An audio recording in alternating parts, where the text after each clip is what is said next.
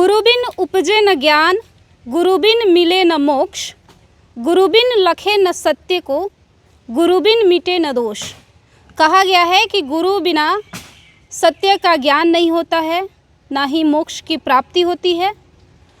गुरु ही अंधकार से प्रकाश की तरफ शिष्य को लेकर जाते हैं।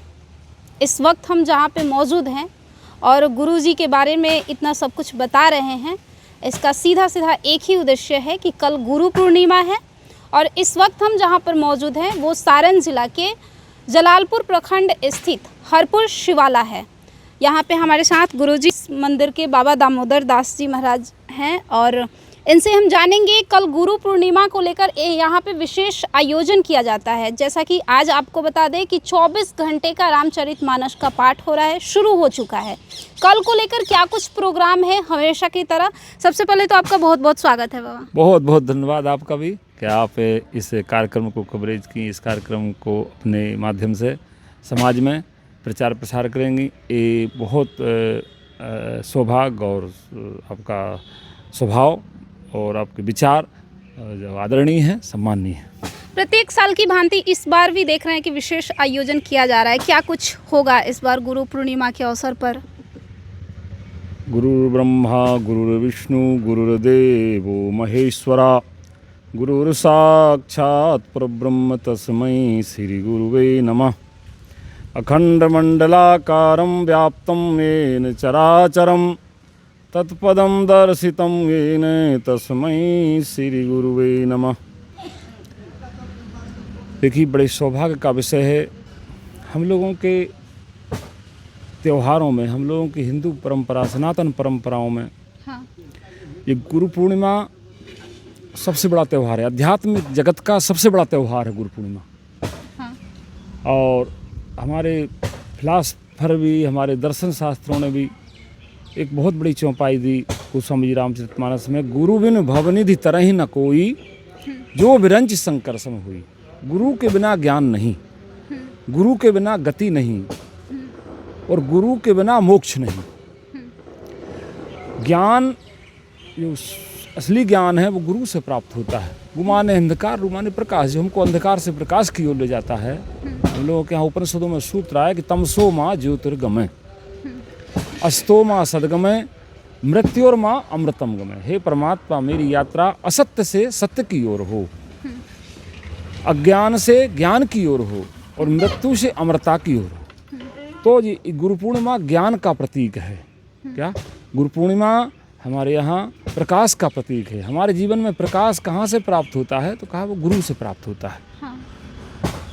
गुरु ही एक ऐसा, हमारे यहाँ कहा जाता था कि माँ जन्म देती हैं, पिता जमीन देते हैं, पर कहा गुरु, तो गुरु कहा जीवन देते हैं। जीवन जीने की कला, जीवन जीने का ज्ञान, जीवन जीने का ढंग जो है गुरुओं से प्राप्त होता है। हमारे शास्त्रों ने कहा कि जन्म को जीवन नहीं माना, जन्म को जीवन नहीं माना गया, जीने को जीवन माना गया। कि उसका जीवन कैसा रहा, उसके जीने का ढंग कैसा रहा, उसके जीवन जीने की कला कैसी रही, उसने जीवन में समाज को क्या दिया। तो इन कर्तव्यों का बोध कौन कराता है? हमको गुरु पूर्णिमा कराती है। गुरु के माध्यम से, गुरु पूर्णिमा के और भी कारण हैं हमारे यहाँ। गुरु पूर्णिमा का और कारण था कि गुरु पूर्णिमा के दिन से ही हमारे यहाँ गुरुकुलों का प्रारंभ होता था। गुरुकुलों में बच्चे एडमिशन लेते थे, तो गुरु पूर्णिमा के दिन से उनका प्रारंभ, गुरुओं की पूजा करके, गुरुओं का वंदन करके, गुरुओं का अभिवादन करके, गुरुओं को प्रणाम करके और गुरुओं की शरणागति में जा करके। हम हमेशा कहते हैं कि 3 चीज़ें व्यक्ति का पीछा नहीं छोड़ती। कौन कौन? कहा एक, पाप पीछा नहीं छोड़ता। किया हुआ पाप व्यक्ति को जब तक नरक नहीं पहुंचा देगा तब तक वो पीछा नहीं छोड़ेगा। दूसरा, कहा पुण्य पीछा नहीं छोड़ता। किया हुआ सत्कर्म, दिया हुआ ध्यान, क्या की हुई सेवा, वो व्यक्ति को जब तक स्वर्ग नहीं पहुंचा देगी तब तक वो पीछा नहीं छोड़ती। और कहा तीसरा, गुरु मंत्र पीछा नहीं छोड़ता। गुरुओं का दिया हुआ ज्ञान भी पीछा नहीं छोड़ता है। वो जब तक व्यक्ति को मोक्ष नहीं करा देगा, उस परमात्मा से मिलन नहीं करा देगा, तब तक कहा गुरुओं का ज्ञान भी पीछा नहीं छोड़ता है। इसलिए ये गुरु पूर्णिमा का पर्व हम लोग मनाते हैं कि हमारे गुरुओं के प्रति हमारे क्या कर्तव्य हैं, हमारे गुरुओं के प्रति हमारा क्या कर्तव्य है, क्या उत्तरदायित्व हैं, वो गुरुओं का ज्ञान ही हमारे जीवन को प्रकाशित करता है।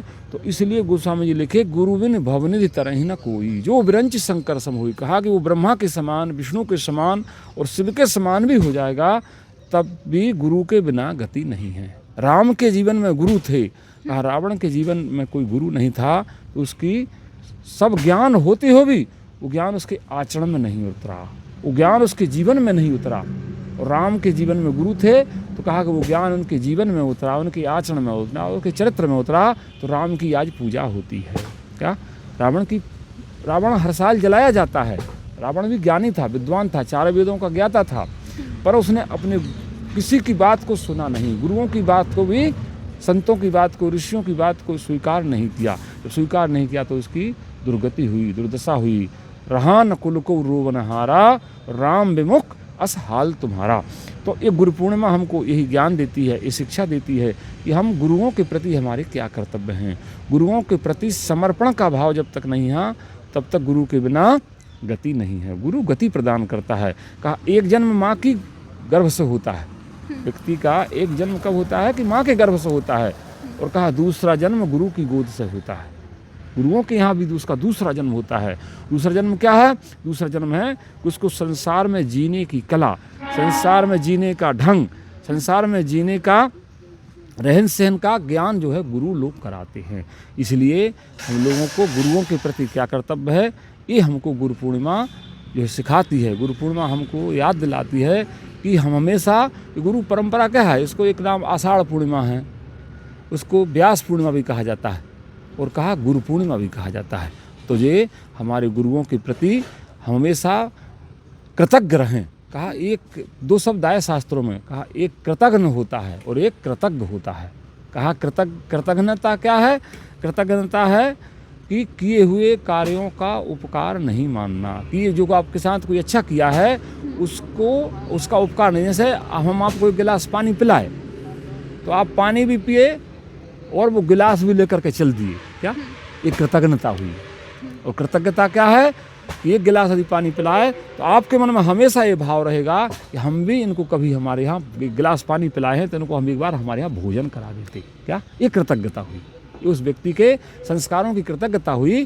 तो कृतज्ञ व्यक्ति किए हुए उपकारों को मानता है कि तो गुरुओं का जो ज्ञान है, जो गुरु लोग ज्ञान दिए हैं, उनके प्रति हम कृतज्ञ रहें।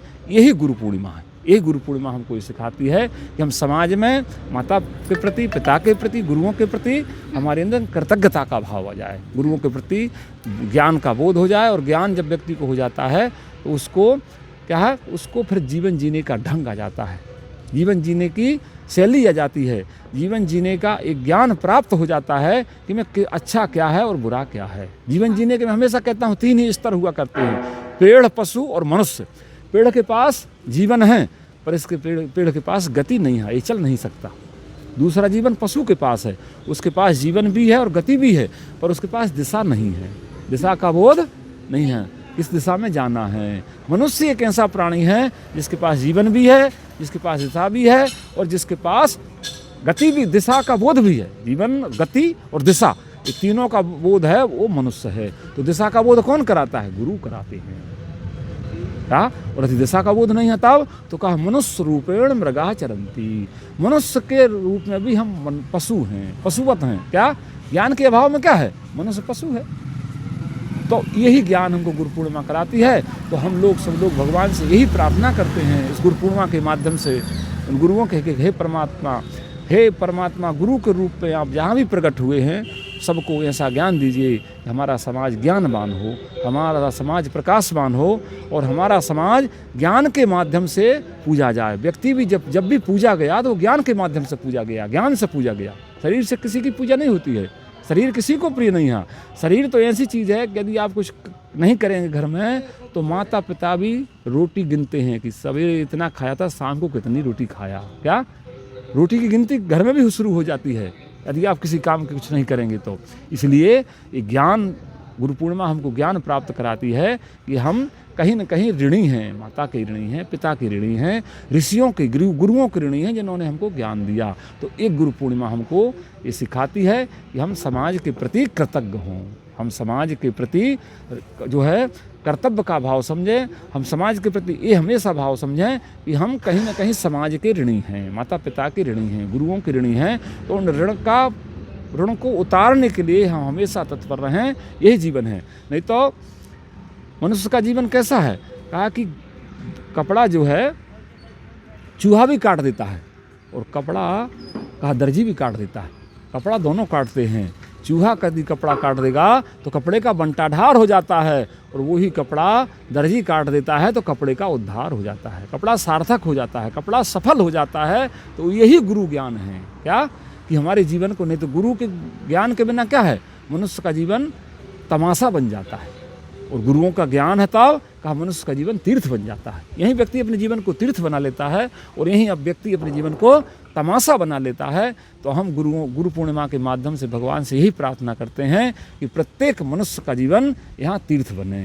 कल इस गुरु पूर्णिमा में जो है पूजा होगी, कल इस रामायण का पाठ पूरा होगा, हवन होगा, सत्संग होगा और उसके बाद में भोजन भंडारा होगा, जो प्रतिवर्ष होता है। तो सब बहुत दूर दूर से लोग आएंगे, सब भगवान का प्रसाद वितरण होगा, प्रसाद यहाँ बैठ कर के पाएंगे और सब कुछ प्रसाद अपने परिवार में ले जाएंगे। उस प्रसाद से क्या होता है, प्रसादे सर्व दुखानाम हानि रस्योपजायते। उस प्रसाद के पाने से क्या होता है, हमारे अंदर जो विकार हैं, हमारे अंदर जो विकृतियाँ हैं, हमारे अंदर जो कमियां हैं, उन कमियों को, उन विकृतियों को, उन विकारों को प्रसाद के माध्यम से उनको दूर किया जाता है। यही गुरु पूर्णिमा का उद्देश्य है, यही गुरु पूर्णिमा की जो है पूर्णता है कि हम सब लोग गुरु, जैसे गुरु पूर्ण होते हैं, गुरु माने गुरु पूर्णिमा, क्या गुरु पूर्णिमा उसका नाम रखा गया कि ज्ञान की पूर्णिमा। क्या ज्ञान, गुरु पूर्णिमा क्या है, कहा कि व्यक्ति अंधकार से प्रकाश की ओर जाता है।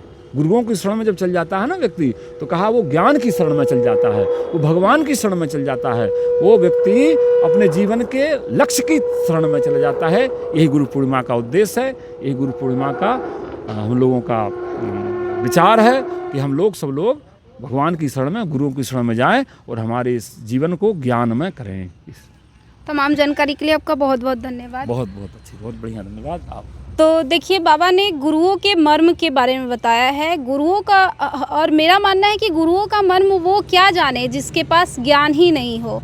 तो बाबा ने गुरुओं का मर्म बताया, और गुरुओं के बारे में आपकी क्या राय है, अपनी राय कमेंट बॉक्स में ज़रूर रखिएगा। और इसके पहले आप सुन लीजिए ध्यान से कि जलालपुर हरपुर शिवाला जो है वहाँ पर आपका भी आमंत्रण है बाबा जी के तरफ से। और कल गुरु पूर्णिमा के अवसर पे यहाँ पे विशाल भंडारे का भी आयोजन किया जाता है। आप आकर प्रसाद ग्रहण ज़रूर करिएगा और यहाँ पे ज़रूर पहुँचिएगा। बाकी गुरु पूर्णिमा के बारे में आपकी क्या राय है, वो अपनी राय कमेंट बॉक्स में ज़रूर रखिएगा।